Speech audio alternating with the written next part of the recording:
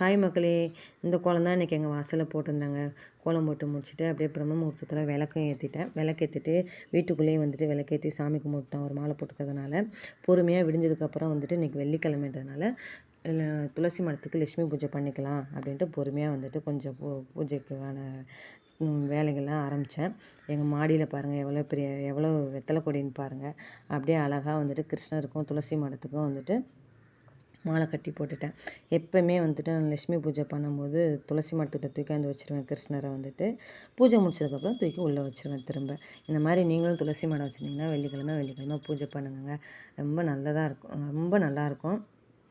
பூஜையும் முடிச்சுட்டு நான் வந்துட்டு 21 முறை வந்துட்டு மகாலட்சுமி போற்றி சொல்லிவிட்டு பூஜை இதோட முடிச்சிட்டாங்க. நான் நெய்வேதியம் வந்துட்டு சுண்டல் தாங்க வச்சுருந்தேன். பேரிச்சம்பழமும் சுண்டல் எவ்வளோ அழகாக இருக்காரு பாருங்கள். கிருஷ்ணர், கோமாதா, பக்கத்தில் உருளி, பக்கத்தில் லட்சுமி வச்சுருப்பேன். இதோட கோயிலுக்கும் போய்ட்டு ஹாய் மக்களே! இந்த கோலம் தான் இன்றைக்கி எங்கள் வாசலில் போட்டிருந்தாங்க.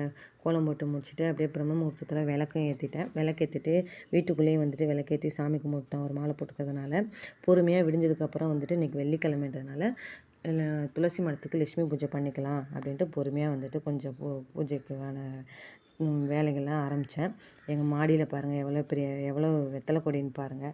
அப்படியே அழகாக வந்துட்டு கிருஷ்ணருக்கும் துளசி மரத்துக்கும் வந்துட்டு மாலை கட்டி போட்டுட்டேன். எப்போயுமே வந்துட்டு நான் லட்சுமி பூஜை பண்ணும்போது துளசி மரத்துக்கிட்ட தூக்காந்து வச்சுருவேன் கிருஷ்ணரை வந்துட்டு. பூஜை முடிச்சதுக்கப்புறம் தூக்கி உள்ளே வச்சுருவேன் திரும்ப.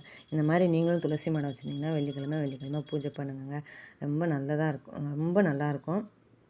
பூஜையும் முடிச்சுட்டு நான் வந்துட்டு 21 முறை வந்துட்டு மகாலட்சுமி போற்றி சொல்லிவிட்டு பூஜை இதோட முடிச்சிட்டாங்க. நான் நெய்வேதியம் வந்துட்டு சுண்டல் தாங்க வச்சுருந்தேன். பேரிச்சம்பழமும் சுண்டல் எவ்வளோ அழகாக இருக்காரு பாருங்கள்.